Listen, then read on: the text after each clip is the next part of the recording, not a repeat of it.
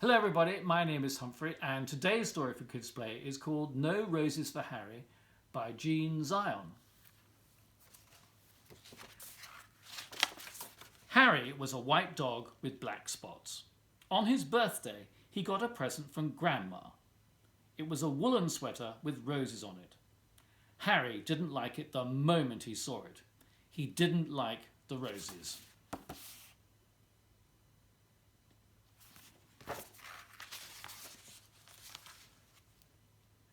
When he tried it on, he felt cozy and snug, but he still didn't like the roses. He thought it was the silliest sweater he'd ever seen. The next day, when Harry went downtown with the children, he wore his new sweater. When people saw it, they laughed. When dogs saw it, they barked. Harry made up his mind then and there to lose Grandma's present.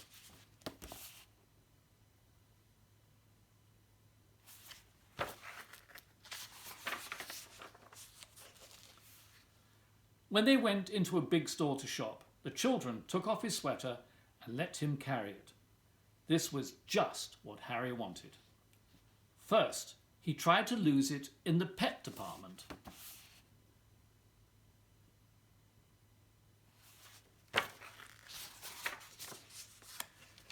But a man found it and gave it back. Then he tried to lose it in the grocery department.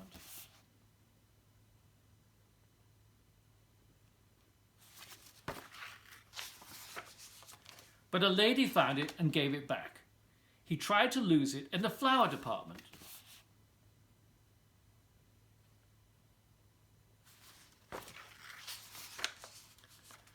But a little boy found it and gave it back. The children didn't let Harry carry it anymore. They made him wear it. As they started home, Harry was beginning to think he'd never lose it.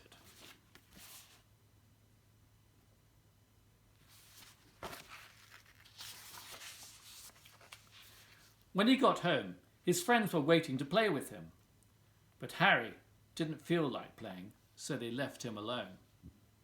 As he sat wondering what to do, Harry noticed a loose stitch in his sweater. He pulled at the wool, just a little at first, then a bit more, and a little bit more. Harry didn't know it, but a bird was watching.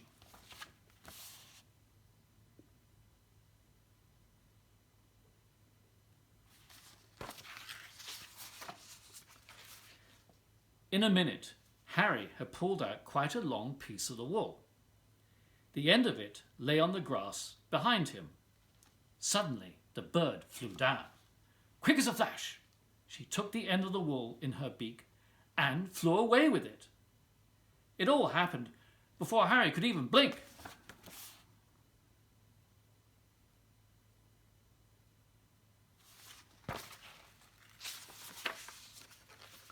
The sweater began to disappear right before Harry's eyes. First one leg, then the neck, then the other leg, then the back, and finally the whole thing was just one long piece of wool flying off into the sky. The sweater was gone. Harry could hardly believe it. He barked and jumped with joy. Then he ran out of the yard.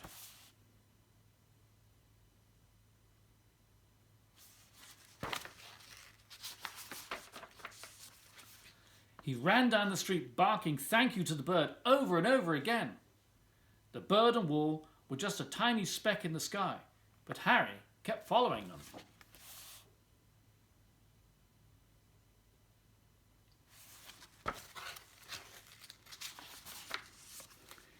He came home thirsty and tired and was having a drink in the kitchen when the children ran in.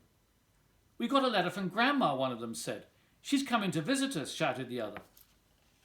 Harry thought of the sweater and his tail drooped. Before Grandma came, the family looked everywhere for the sweater. They wanted her to see how nice Harry looked in it. Of course they couldn't find it. Only Harry knew why.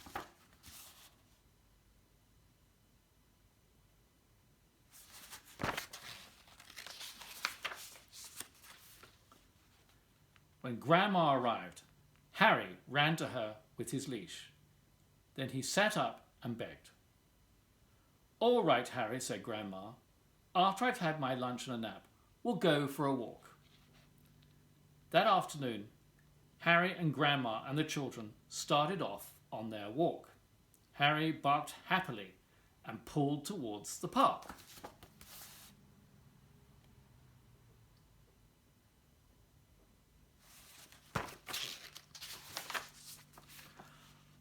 When they got to the park, Harry pulled harder. The children let him off his leash and he ran on ahead. He seemed to be looking for something. All at once, he stopped under a big tree. He looked up and began to bark and wag his tail. Grandma and the children came running.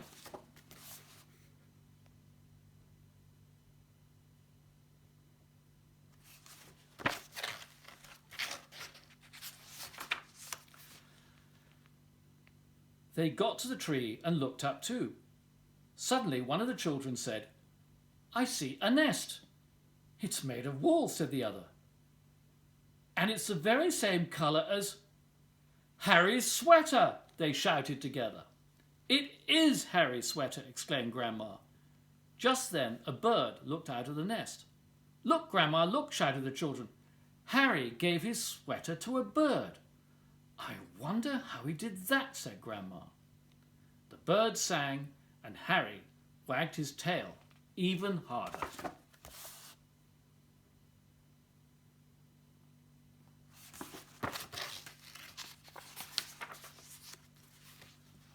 At Christmas, Harry got a present from Grandma. It was a new sweater. Harry liked this one very much. When he tried it on, he felt as cosy and snug as the bird in the nest. But best of all, it was white with black spots.